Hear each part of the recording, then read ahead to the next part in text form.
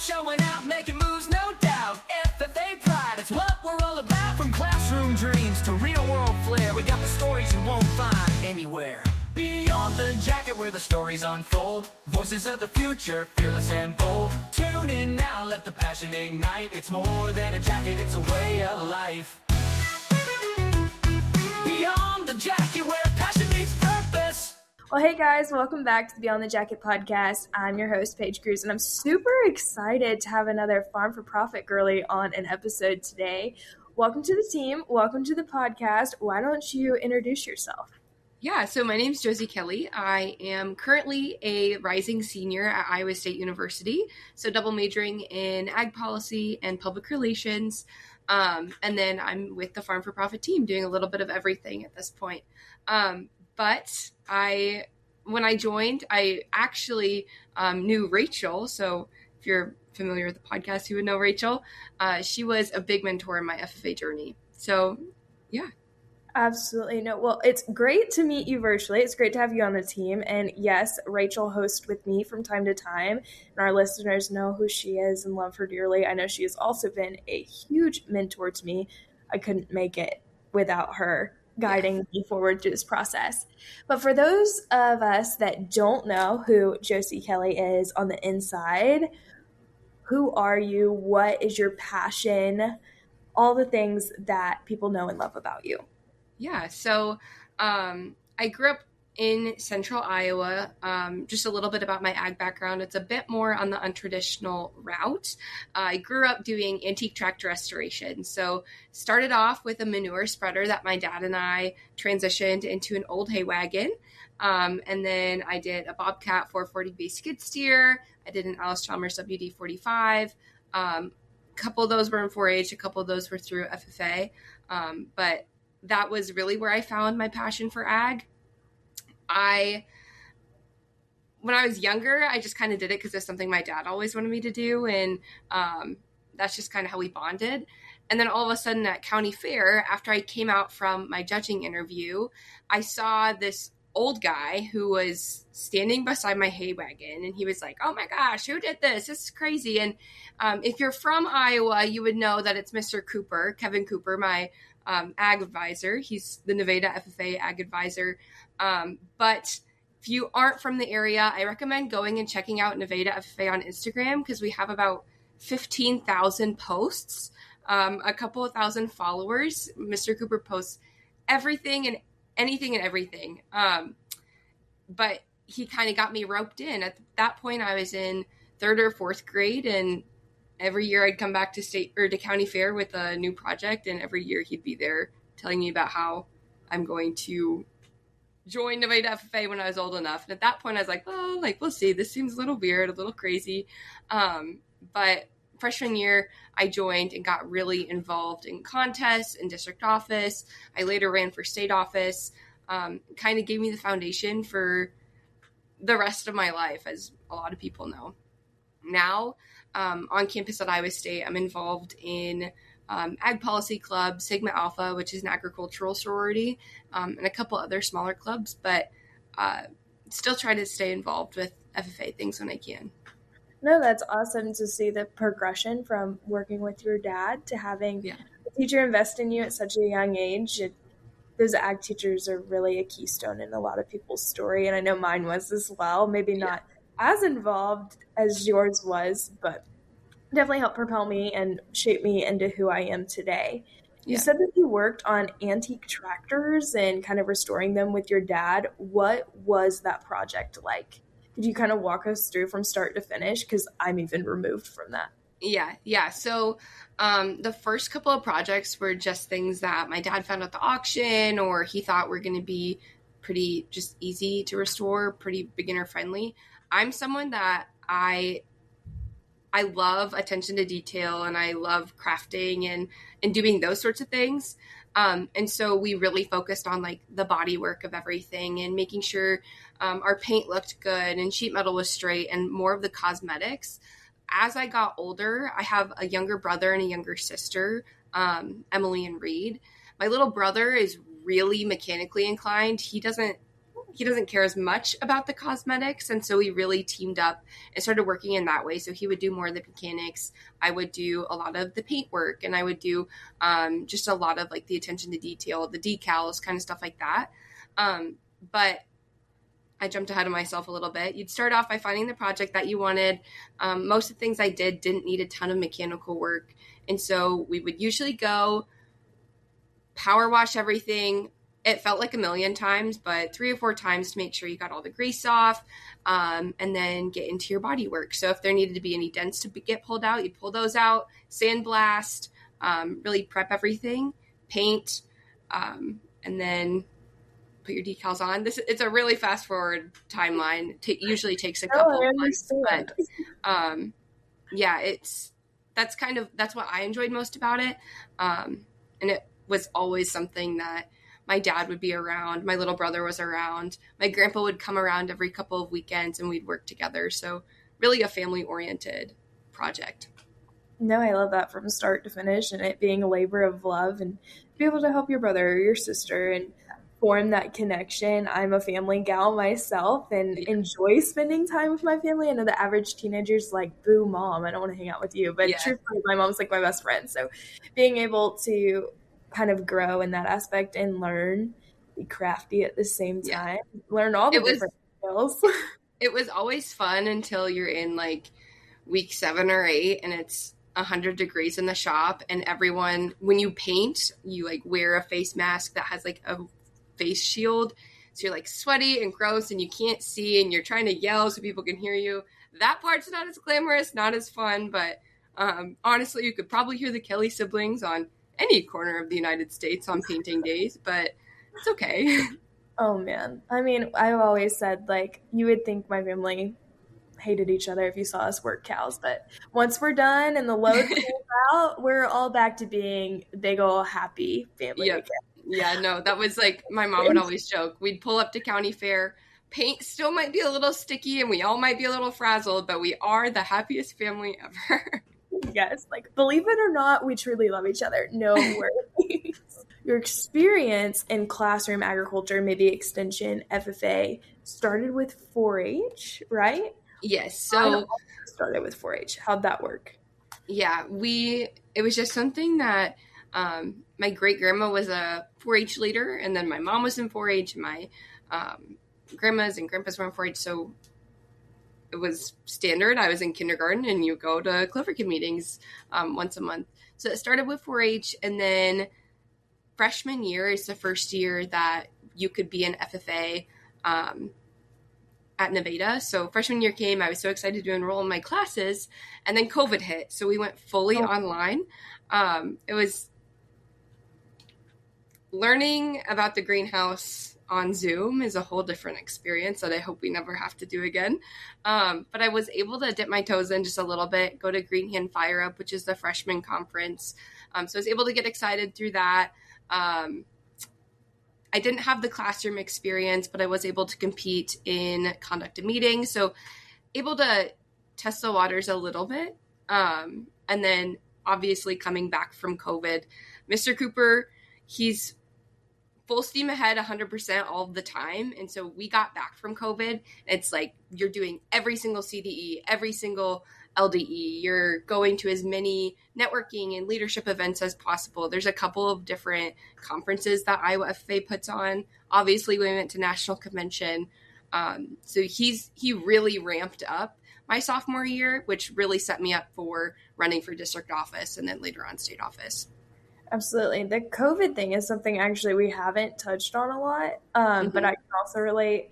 I switched schools the middle of my 7th grade year. It just wasn't the right place for me at the time. And when I switched schools, the place I had switched to had an FFA chapter. And I was in 2 weeks in, found a couple friends, but not close by any means. Obviously, I just switched schools, and then COVID hit. Kabam. Yeah. And I was like, oh my gosh, I don't know anyone. I have no idea what FFA is. And it, like you said, learning about the barn or the animals or so on and so forth that we learn about over Zoom really isn't the grasp that you get from the classroom. And my ag teacher coming back in 8th grade hit the ground running, and I think I hit it harder and never looked back. But but that's something we really haven't touched on moving forward. And I'm sure other listeners could relate to the struggle of being like, this was my passion. And then kabam, it hits you. Yeah. It never happens again. Yeah. You were a state officer, right? Yes. Yes. When did you decide, like, through your high school journey that you were like, that's what I want to do? I have always really liked leadership and always been intrigued by leadership. I will say freshman year of high school Josie is completely different than who senior year running for state office Josie was, and even state office Josie is different than who I am now. So really going through those personal changes every single step of the way. I started off by running for district office. So here in the state of Iowa, there's 6 districts, and then each district is separated into a different district officer team. So we represent about 2,500 to 3,000 students on average per district.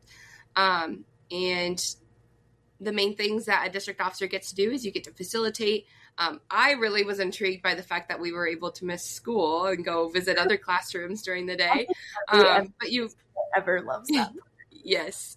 We facilitated a couple different conferences in high school classrooms. And then there's obviously just the aspect of doing district convention and being involved in professional development.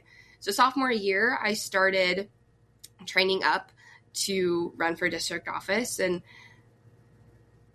freshman year, sophomore year, I don't know if I was pretty shy, and most people would tell you that I was pretty shy. When I had something to say, I'd say it, but I wouldn't really go out of my way to say anything else. So I really tried hard, and I tried to meet with as many teachers as possible to really perfect my interview skills. And then I interviewed, I got on ballot. I remember waiting up all night because we interviewed at like 6 p.m. I waited up until like 1 or 2 in the morning until the results were posted. Yeah, it was pretty crazy. Got on ballot and then started preparing my speech. And that was like the moment that I was like, I want this more than anything, because you put in so much work, and I met so many cool people during interviews and really wanted to keep furthering that just where I was at. Again, the COVID of it all, I gave my speech to a screen just like this. And a couple of days later, I watched a 2-hour long video and then had like the results at the end. I don't know, maybe it was an hour, but it felt like forever sitting there, watching those. And I was in the musical. So I was watching the video right before curtains opened. And then I found out that I made district office, and then curtains opened, and then we started singing and dancing. So that's kind of a fun memory that I got to have from that experience. Served that year, knew I wanted to rerun just because of the things I mentioned previously. I learned a lot. I found out I really liked facilitating. I made a lot of friends and just really wanted to keep growing in that aspect. So reran, I was elected, and again, just kept trying to get involved with as many things as possible. From there, I'll just be honest from the get-go, I didn't have a ton of friends in my high school. All of my friends were all FFA members. So whether I met them through district office or the ushering program was another program that was really, really near and dear to my heart. That was a 2-week program in the summer where you go and usher at the Iowa State Fair grandstand. So I got to see Blake Shelton and Carrie Underwood and the Beach Boys and all these different performances. But at the same time, you're with about 100 FFA students who all usher every single night. And then during the day, you kind of hang out. So just from making that network, I knew that I wanted to represent students who maybe had a similar experience to me of not being super connected with the people in your community or the students that you go to school with, and maybe not always seeing where your place is in agriculture. Just because antique tract restorations, like those aren't SAEs that are super common. They aren't things that a lot of girls do. I was in a lot of spaces where I felt pretty uncomfortable a lot of the time. And so I just wanted to be the person that was there to always invite others into the conversation and to the table. So that's when I decided to run for state office. Obviously started preparing for that. I was elected, and then I served the 2023-2024 term. Well, there you go. That's a lot to lead up to where you are now, but I'm sure it all built you into who you were. I also ran for district office, state office, all the things. And moving forward through that process, I also agree. All of my friends were either a couple in my home FFA chapter, but some of my best connections were made in surrounding ones and across the state. And I live about 3 hours south of my best friend because of FFA. And I think that makes it so unique. And that's a unique platform to kind of run a campaign on, and something we don't hear a lot. And I think there's some validity to it. I think there's some listener that will hold on to that, because I also resonate with that a bunch. And through your year of service, I know there had to be so many memorable moments where you made connections with members. Is there one that like sticks out to you? Oh, and it's kind of hard because I'm 2 years out. So I'm like, there were, I guess, a lot of times, but the district that I represented, so I was elected as the North Central State Vice President, so I represented the North Central District. I have some pretty urban areas in my district, and so being able to connect with students from that front, for example, over in Ames, that's probably the largest city in my district, and there were a lot of students who were more urban, and they were only taking an ag class because it fit in their schedule, or like they were kind of interested, but they didn't have a lot of experience in agriculture. So my favorite parts were seeing students connect the dots. Like facilitating is the thing that I loved most from my year of service. So being able to connect in those small groups and share more about agriculture and show students where they belong was really important. It's definitely a more intimate, if you will, relationship with students on a smaller scale. Yeah, the conventions are fun and there's static, the kids, the energy there. I think it's crazier as far as the energy in the room than the Super Bowl, is the way I always like to put it to people. Those are kids so passionate about agriculture and the blue and gold. Like there's no other feeling like it in the entire world. But when you get into those smaller spaces, you really get to see the students in the jacket for who they are, what they're passionate about. And that was also something I really enjoyed through my year as an officer and doing different conferences and stuff. I loved doing CDEs and LDEs, though. That was kind of my niche as a student before running for leadership positions. Was there something that you particularly loved while you were in the jacket? When it comes to the contest front, Nevada is known for the fact that we just do it all. We do it all. Some contests we're not great at. I will never forget when I was the first person to ever participate in at least 5 or 6 years in the floriculture CDE, and we showed up with no pencils and no scissors. Uh-oh. If you've never done the floriculture CD before, you need pencils and you need scissors and you need wire cutters and you need floral tape and X, Y, and Z. Those are all materials that are very important to bring. Yeah, and we're about 2 hours away from home, and it's like an oh shoot moment. We are missing all of this stuff, and we start in 20 minutes. So sometimes we're really strong. Sometimes there are moments like that where you're just going for the experience. Some of my favorite contests, though, was parliamentary procedure. This was during sophomore year for me. So again, really coming off the COVID craze.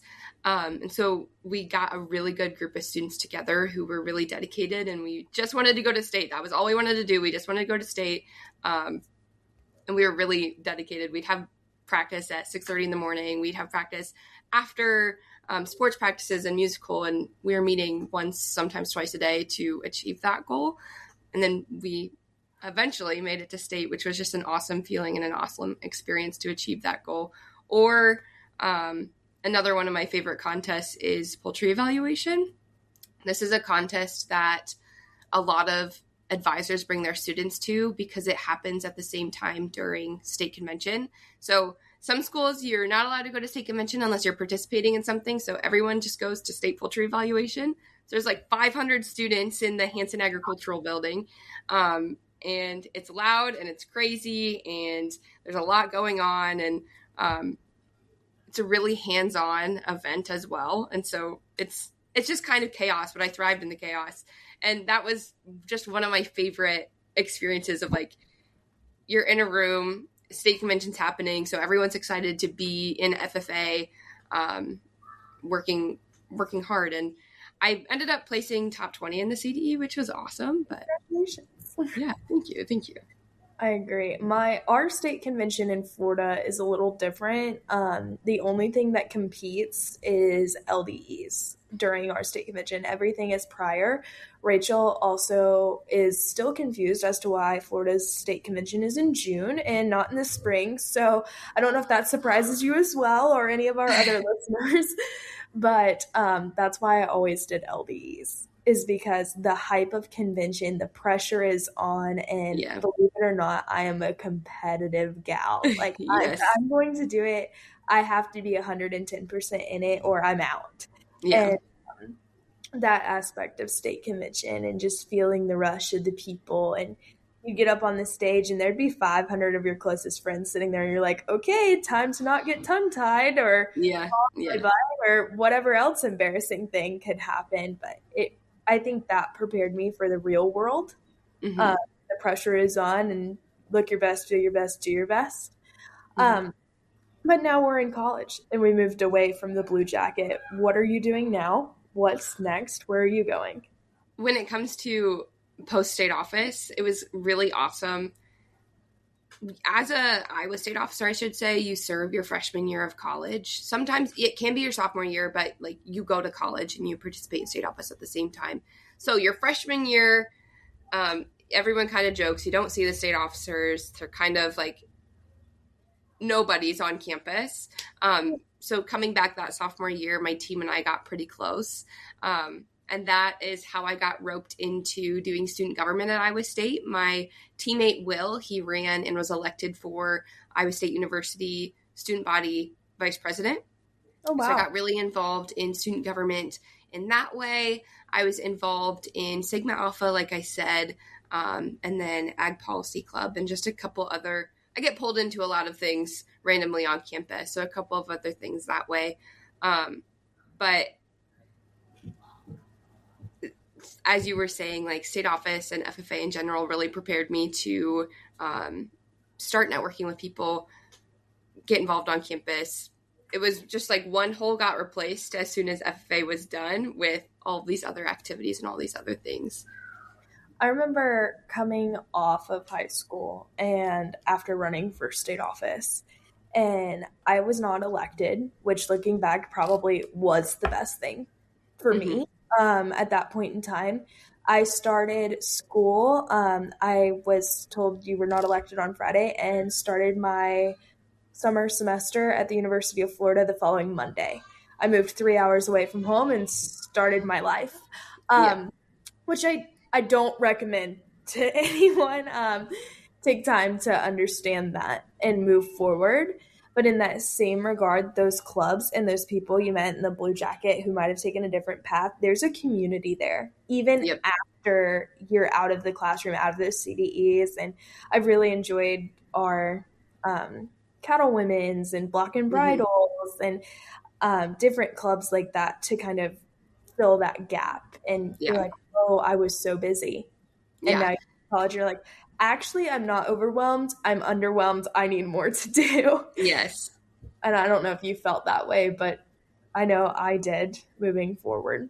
Yeah, no, I appreciate you shedding light because I ran for state president and was not elected. And I kind of just said, I was like, well, if that happens, I'm going to find another opportunity for myself. So I went to school that fall semester, and then the spring semester I moved to Washington, D.C., and I lived there for 6 months and interned. So like you find ways to fill in, and anybody that's listening, if you ran for something and you didn't get it, or if you really tried hard for something and maybe you didn't get the expected results, it always happens for a reason, because the connections and the memories and everything that happened in DC for me was incredibly valuable to just how I developed as a person and who I am today. So no matter what, the blue jacket isn't meant to be forever. And what happens in the jacket prepares you for what happens out of the jacket for sure. No, absolutely. Thank you for really shining a light on that. I think it's something we talk to a lot of people in leadership in the Blue Jacket, but I think there's just as talented individuals that didn't wear a jacket with association across the back of it, and that doesn't define you.